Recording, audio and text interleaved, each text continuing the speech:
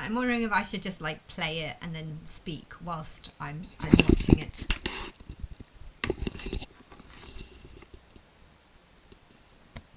And Sharia law. Should we sacrifice our freedom of speech? Should we sacrifice the free and open exchange of ideas? Should we sacrifice the cultural inheritance of which we are all custodians? But back to the bad news days in Kirklees and the playground incident in 2018. There was also Kirklees counsellor Masood Ahmed. I'm not aware of there's a problem at the school. That's something obviously I need to find out in terms of that if there is a problem at the school, and that is something I will definitely be picking up. Now, some of you may remember this. Michael is going to explain what's going to happen next, right? Am I being arrested? I am being arrested. Causing a breach of peace. Of course, a breach of peace. I'm being arrested. But the content of what you're Can we just say streaming. The content of what I'm streaming, I'm being arrested for breach of the peace. I'm being arrested for breach of the peace. You've all watched this. You've all watched this. You've all watched.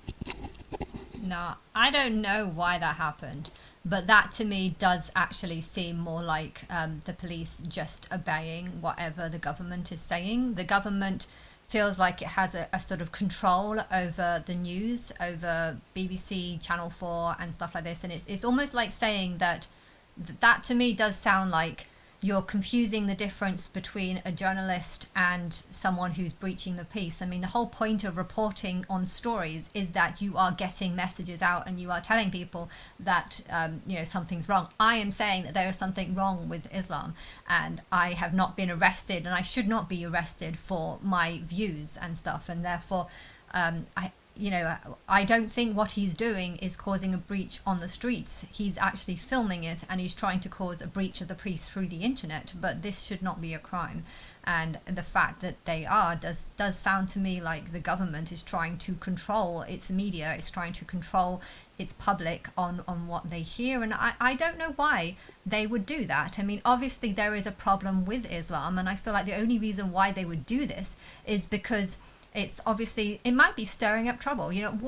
Maybe the reason why there's this Islamophobia is because the people who are Islamic know that there is a problem with their religion, know that their religion teaches about killing of Westerners or killing of people that are non-Muslim, and maybe the reason why they're causing a storm is because they are getting into government, forming sort of this belief that there is a bunch of racist people out there, and they are convincing the government that these people like Tommy are bad and they're the ones that are breaching of peace, when really they actually know that these people are actually trying to expose the truth in their religion, but they themselves are trying to hide it. I don't know who the government was, because I never followed who the Conservative government was, but how many people in the Conservative government, because they were ruling for 10 years, how many of them were Islamic supporters? How many of them did not see any problem or fault with Islam? Because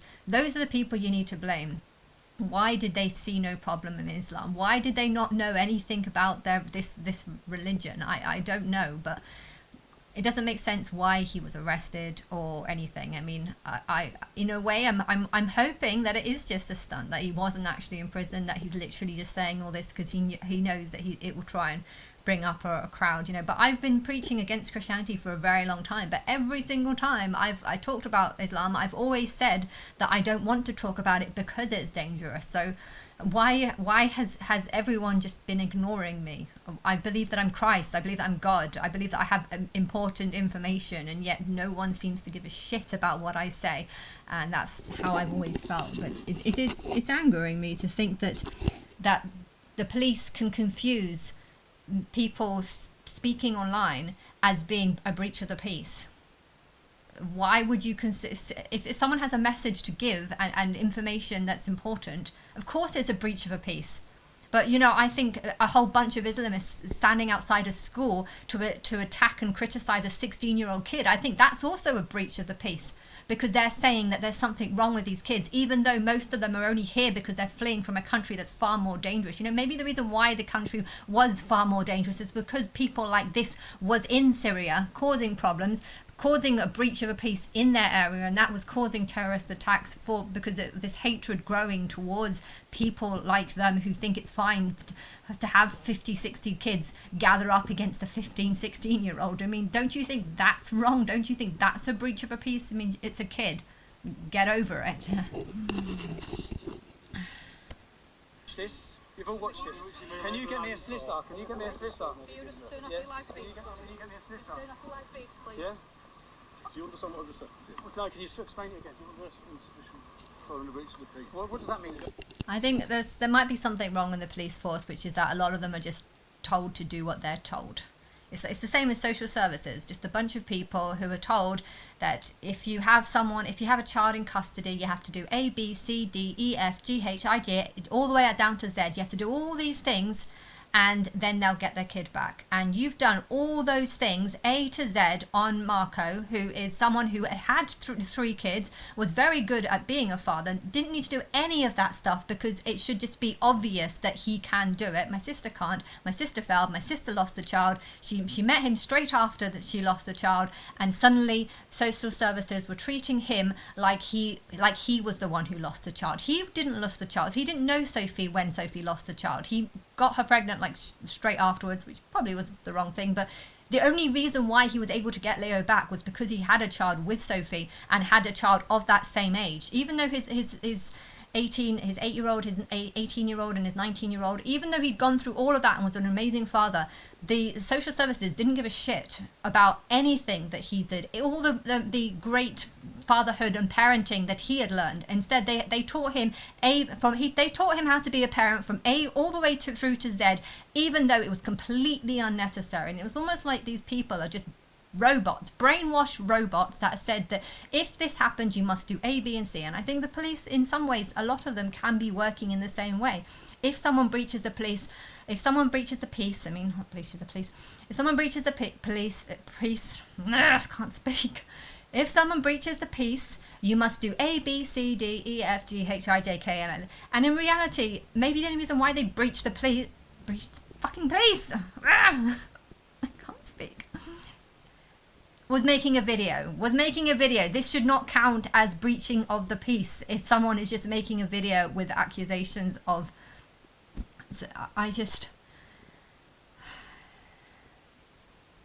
Don't you think the Islamists were the ones who were breaching the peace because they've come from a very dangerous country and they're coming in here and they're now trying to claim that white kids are all violent, or a lot of white kids are violent and racist, and don't you think what they are, anything that is done to cause up any kind of media stirrage is a breach of the peace?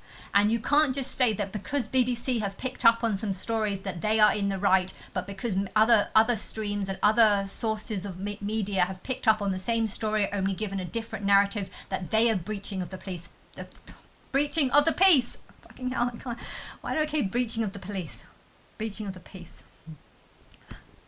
But yes, you can't just... It's two-tier. It's two-tier. It's like they're saying that we're going to side with whatever the police officers at the top are siding with. And if the police officers at the top are siding with the government, and if the government is siding with BBC, we'll side with whatever narrative the BBC want to give. And, I can... Listening to him is making me think that, yes, the government is running the BBC, and that is the reason why anything the BBC says is not breaching of the peace. If BBC want to go... Israel's bad for Gaza. Gaza's starving. Gaza's starving. No, Israel's starving Gaza. Israel's starving Gaza. That's not breaching the peace. That's not breaching the peace. I can't say it. That's not breaching the peace. But yeah, it's two-tier systems. If the police are only going to support the mainstream media and then silence any other view, any other perspective, then I think you need to recognise that the police are the ones who are breaching the peace because the other people want to get their words in and they are not allowing them to, so they are just causing and stirring up trouble. I've got to stop talking now. My words. What's that mean? At the same time as this playground spat between two young lads, 20 Huddersfield men were being jailed across Yorkshire at Leeds Crown Court for what would be the biggest grooming gang Britain has ever seen. Ultimately, 35 almost exclusively Muslim men would be given 380 years in prison for grooming, trafficking and raping young children, most of whom were known to Councillor Pandore's Kirklees Council. Mufti Pandore travelled for half an hour to rabble-rouse a gang outside the school gates over this playground incident, when within a couple of mile radius in Batley, police have arrested a further 99 men in relation to historic sex crimes. So far, 32 have been charged, including one Ibrahim Pandore, 41 of Batley. That makes it the highest destination of grooming gang arrests anywhere in the UK. We googled to see what Mufti... I don't know if you can hear it because the sound isn't very good on this stupid computer. But yeah, I'm gonna press stop now. But it feels to me like Islam believes that their religion is the truth and is better than other religions. And I feel like there is a lot of people that are Islamic or support the Islamic community and they've got themselves into power. But because of their beliefs and their religions, which is based on the false belief that you are a good person simply for being a Muslim and for simply supporting Allah. You know, there is a lot of people in Christianity as well that think that if you are a priest, then you can't do anything wrong.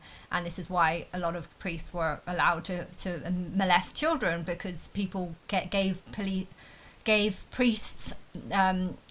they gave them respect even if they didn't actually deserve it, or even if they were doing terrible things. And there seems to be this false belief that if you are a man of God or a man of Allah, you therefore are doing the right thing and are doing a good job. And I think this problem lies in all religions, in Catholic and Christianity and in Islam, which is that if you have Islamic beliefs or if you have Christian beliefs, you know, you are a man of God. And I feel like I'm wondering if the reason why there wasn't so much of why so many Islamic people were allowed to get away with their crimes was because they were justifying that they are a man of Allah or a man of God. And a lot of Islamic people that were getting into places of power and supporting and backing them up based on this slight brotherhood of wanting to protect their fellow religious people. And they didn't seem to realize that actually none of these people were religious people. Everyone who claims to worship a male god is just worshipping a false god and trying to make out that they're more wise or worthy or more good or doing the right thing based on just a bunch of lies. And that's kind of what I feel like the problem was.